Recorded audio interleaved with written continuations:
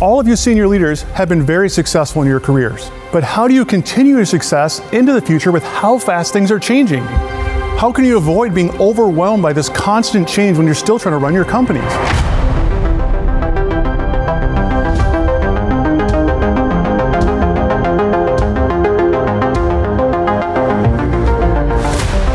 As leaders, I bet there's a whole lot of people and problems that are constantly demanding your attention. It can be very difficult to take a step back and take a look at the edges, at the emerging technologies and trends that are not currently demanding our attention, but they're giving us a preview of what's going to be important later. So as a futurist, I'm trying to help you be more proactive now so you can be less reactive later.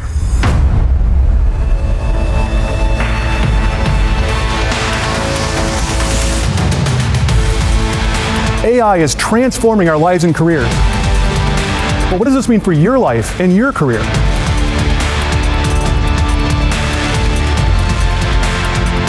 I'm not here to predict the future. My goal is to help you create your preferred future.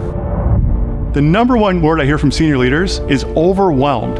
They already have so much on their plates, but they also need to know about the emerging trends and technologies that could impact them. So my role for each keynote and workshop is to deliver three things. First, give leaders a framework to proactively spot emerging trends and technologies and understand what's important and what's not. Then, share insights to shift their perspective and develop a futures mindset. And finally, identify specific actions they can immediately apply to their work so they can be future ready. Technologies don't emerge in a vacuum.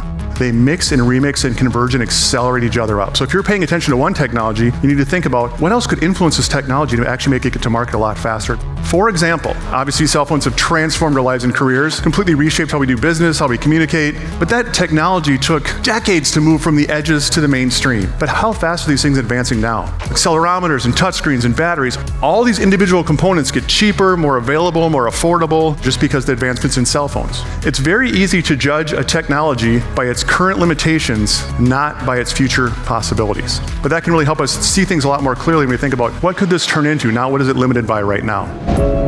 Holding on to old information and old ways of doing things that no longer apply can prevent you from seeing new possibilities. And the longer you've been successful, it's likely the more unlearning you're going to have to do.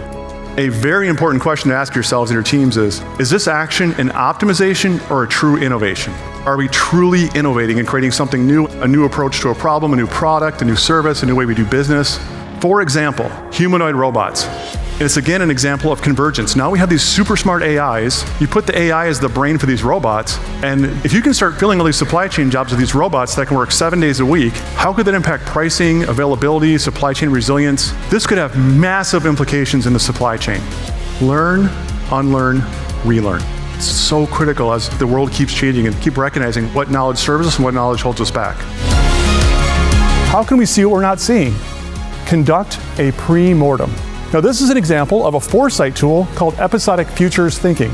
Imagine that it's 3 years in the future and a key product or a key service, something really important for your company has failed. So you kind of mentally time travel to 3 years from now and look back and think, what happened? Why did it fail? This is an amazing thought experiment that you can do with your team to start identifying the challenges at the edges right now before they're too big to do something about it. With how fast the world is changing, being resilient is no longer enough. But if you pay attention to the edges, you anticipate the what ifs, the what thens, and be willing to unlearn, and have a bias toward action, you can become future ready. You can stay relevant and competitive well into the future. What actions will you take to be future ready?